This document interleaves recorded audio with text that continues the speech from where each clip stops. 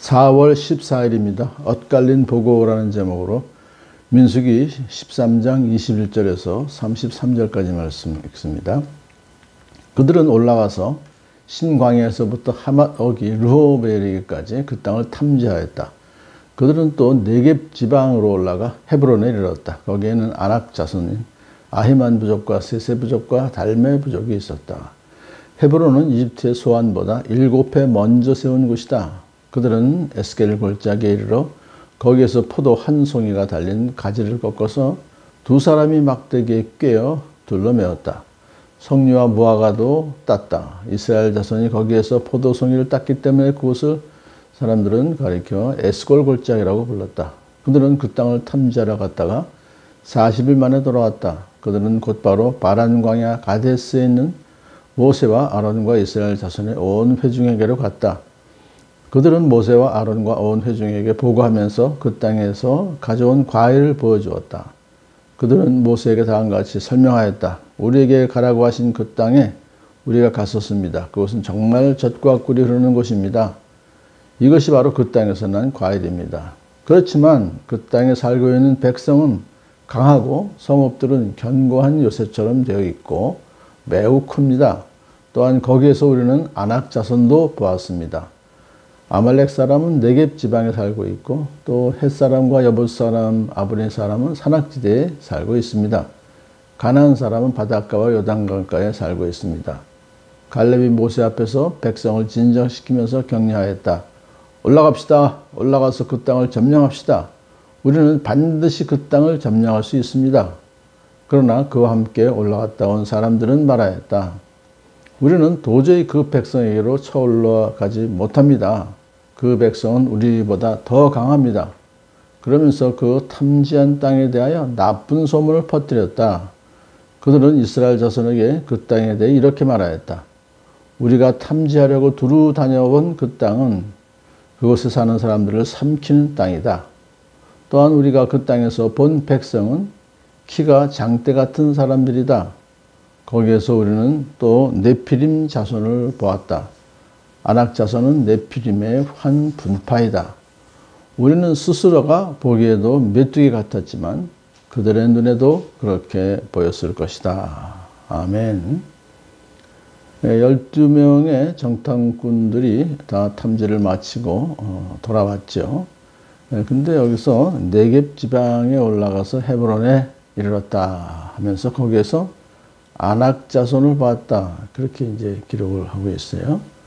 그러면서 헤브론이라고 하는 것은 이집트의 소안보다 7배 먼저 세운 곳이다.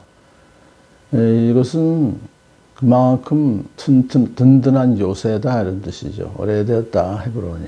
그리고 거기에 아낙 자손들은 저 뒤에서 보니까 네피림 자손의 후손이라고 그랬어요. 그러니까 굉장히 무시무시한 거인들의 집단이다 그런 뜻이죠. 그러니까 이 싸움 해봐야 이길 소산이 없다, 승산이 없다 그런 패배의식을 갖고 있던 거예요. 이제 그러면 그들은 명령한 대로 포도 한 송이를 가지고 왔는데 두 사람이 막대기에 꿰어 둘러매을 정도로 큰 포도나무예요. 포도 송이예요. 그러니까 그만큼 가나안 땅은 풍요로운 곳이다. 거기 더군다나 석류와 무화과 또 사실은 좋은 과일이잖아요. 그러니까 아주 풍요로운 땅이다. 젖과 꿀이 흐르는 땅이다 하는 것을 이제 이렇게 입증할 수 있는 그런 것이죠. 자, 40일 만에 돌아왔습니다. 근데 사실 그 정도 160km 정도 되는 남에서 북까지 거기에는 그냥 다녀오면 한 일주일 정도면 충분히 볼 수 있는 것인데 40일 정도 봤으니까 구석구석 다 탐사한 거예요. 그들은 이제 곧 돌아와서 바란 광야 가데스 바네아, 가데스라고 하는 지역에 있는 아론과 모세 그리고 온 회중 앞으로 가서 이제 보고를 하죠. 그러면서 이렇게 보고합니다. 정말 그곳은 젖과 꿀이는 곳입니다. 좋습니다. 여기 가져온 이 과일을 보십시오. 이제 그렇게 제대로 보고를 했어요. 그렇지만은 그 땅에 살고 있는 백성은 강하고 성읍들은 견고한 요새처럼 되어 있고 매우 큽니다. 그러면서 또한 거기에서 우리는 아낙 자손도 보았습니다. 그러니까 이제 안악자손이라는 그 사람들은 거인들이기 때문에 벌써 겁을 먹고 있다는 그런 이제 표시를 하는 거죠, 이게. 그 외에도 아말렉 자손은 네겝 지방에 살고 있다. 이 아말렉은 항상 이스라엘을 괴롭혔던 존재이기 때문에 이스라엘 백성들은 상당히 알레르기가 있어요, 아마. 근데 그것도 그 사람 네겝 지방에 바로 가까이 살고 있고, 헷사람, 여부스 사람, 아모리 사람, 가나안 사람, 뭐 산악지대와 바닷가에 그냥 요단강가에 그냥 빼꼼히 살고 있습니다. 그는 이미 그들이 그 땅을 다 차지하고 살고 있어서 우리는 틈이 없습니다. 그런 뜻이에요.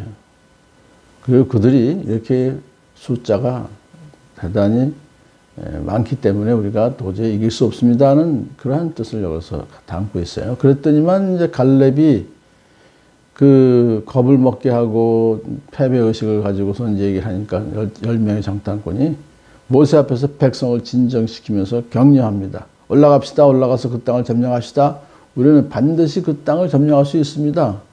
그냥 허언을 하는 게 아니죠. 갈렙은 분명히 믿음을 가지고 하나님께서 약속하신 땅이므로 하나님께서 그 땅을 정복하게 해줄 줄 믿습니다. 점령할 수 있습니다. 우리는 믿음의 선포를 한 것입니다. 그러나 그와 함께 올라갔던 10명은 우리는 도저히 그 백성에게로 쳐올라가지 못합니다. 우리보다 그들이 더 강하기 때문입니다. 사실 이 전쟁은 영적 전쟁이기 때문에 상대방이 아무리 강하더라도 만군의 주 여호와 하나님께서 넉넉히 이길 수 있잖아요.